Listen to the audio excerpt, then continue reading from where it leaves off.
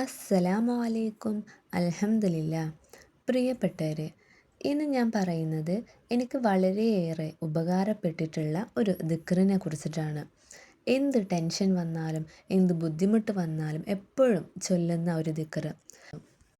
ഈ ദിക്റ് എൻ്റെ ജീവിതത്തിൽ കൊണ്ട് നടക്കുന്നത് കൊണ്ട് എൻ്റെ പല വിഷമങ്ങളും ബുദ്ധിമുട്ടുകളും നീങ്ങിപ്പോയിട്ടുണ്ട്. ഈ ദിക്റ് നമ്മുടെ ജീവിതത്തിൽ പതിവാക്കി കഴിഞ്ഞാൽ ദാരിദ്ര്യം മാറുകയും ബുദ്ധിമുട്ടുകളൊക്കെ നീങ്ങിപ്പോവുകയും ചെയ്യുന്നു. സാമ്പത്തികമായി ബുദ്ധിമുട്ടുന്നവരാണെങ്കിൽ ഇന്നു മുതൽ ഈ ഒരു ദിക്റ് നമ്മൾ ചൊല്ലി നോക്കുക. അതിനൊക്കെയുള്ള ഒരു പരിഹാരം പടച്ച റബ്ബ് നമുക്ക് കാണിച്ചു തരുന്നതാണ് ഇൻഷാ അല്ലാഹ്. മുത്ത് നബി സല്ലല്ലാഹു അലൈഹി വസല്ലമ സ്വർഗത്തിലെ നിധി എന്ന് വിശേഷിപ്പിച്ച ഒരു ദിക്റ് കൂടിയാണിത്. ഈ ഒരു ദിക്റ് നമ്മുടെ ജീവിതത്തിൽ പതിവാക്കി കഴിഞ്ഞാൽ ആ ഒരു ജീവിതം എന്നും വിജയമായിരിക്കും. സാമ്പത്തികമായ ബുദ്ധിമുട്ടുകളിൽ നിന്ന് നമുക്ക് രക്ഷ നേടാവുന്നതാണ്.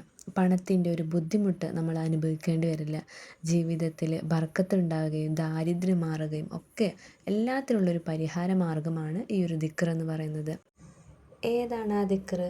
ലാ ഹൗല വലാ ഖുവ്വത ഇല്ലാ ബില്ലാഹിൽ അലിയിൽ അലീം. ലാ ഹൗല വലാ ഖുവ്വത ഇല്ലാ ബില്ലാഹിൽ അലിയിൽ അലീം.